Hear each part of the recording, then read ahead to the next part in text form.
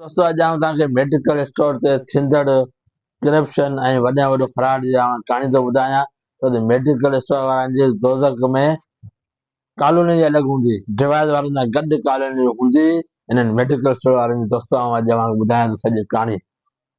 अस्सलाम वालेकुम मुंहिंजा प्यारा दोस्तों, अॼु तव्हांखे आउं मेडिकल स्टोर ते जेका करप्शन थींदी आहे, तारीख़ जी बदतरीन करप्शन, अॼु तव्हांखे आउं उनजी हक़ीक़त ॿुधायां।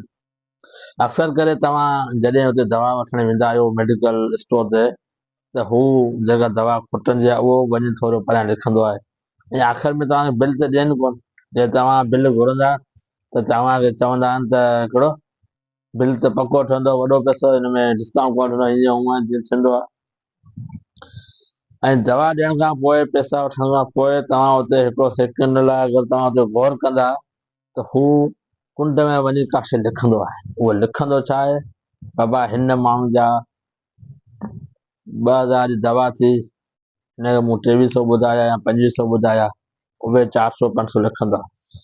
जेके बि ईंदा आहिनि हिननि मेडिकल स्टोर ते, जेके बि दवा वठण वीचारा मजबूर माण्हू हूंदा आहिनि, मेडिकल स्टोर ते को ऐं अस्पताल ते को ख़ुशी मां न आहे वेंदो, पंहिंजी मजबूरी में वेंदो आहे। जेको बि हुते मजबूरी में वेंदो आहे उन दवा वठण खां 550 रुपया हू कोन छॾींदा आहिनि, विच में हणी छॾींदा आहिनि।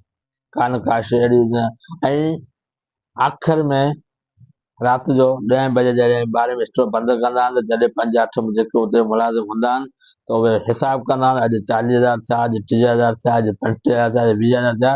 उहे पाण में 5 8 हज़ार करे विराए रखंदा आहिनि। मूं इलाही दफ़ा गौर कयो आहे। हाणे अगरि तव्हांखे इन में शइ में को डाउट हुजे हीअ आहे या कोन्हे, त तव्हां हिकिड़ो पर्चो खणो हथ में, मेडिकल स्टोर ते वञो, चओ हे दवा वठी, ईअं न चओ दवा ॿुधाए घणे जी, ईअं न चओ दवा वठां थो, दवा मूंखे ॾियो। त तव्हांखे ख़बर पइजी वेंदी, हिकिड़े हंधि स्टोर ते वेंदा तव्हांखे उहो रेट ॿुधाईंदो, ॿिए हंधि ॿियो ॿुधाईंदो, टियों ॿुधाईंदो। सॼे बदियुनि में ऐं चवां थो सॼे सिंध में तव्हां घुमी ईंदा, कंहिं बि स्टोर जो रेट बराबरि कोन बीहंदो, कंहिंजो फिक्स रेट कोन बीहंदो।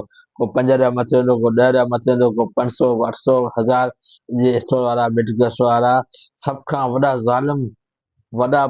ज़ालिम इहे आहिनि, जेके ग़रीब मिस्किन वीचारो पिनी पैसा खणो वञे, उधारो सुधारो खणो वञे, दवा वठणु वञे, पंहिंजी माउ जी दवा वठणु वञे, पंहिंजी भाउ जी, पंहिंजी भेण जी, पंहिंजे पीउ जी, पंहिंजी मासी जी, उनखे इहे मेडिकल स्टोर वारा ईअं फुरींदा आहिनि। मुंहिंजा दोस्तो, तव्हां आज़माए ॾिसो, कॾहिं तव्हां स्टोर दवा वठी 2 मिंट बीह ॾिसो त हीअ स्टोर दवा ॾियण खां पोइ छा थो वञे कुंड में लिखे, वञो त लिखंदो मूं 50 रुपया आहियां, 100 रुपया आहियां, 200 रुपया आहियां।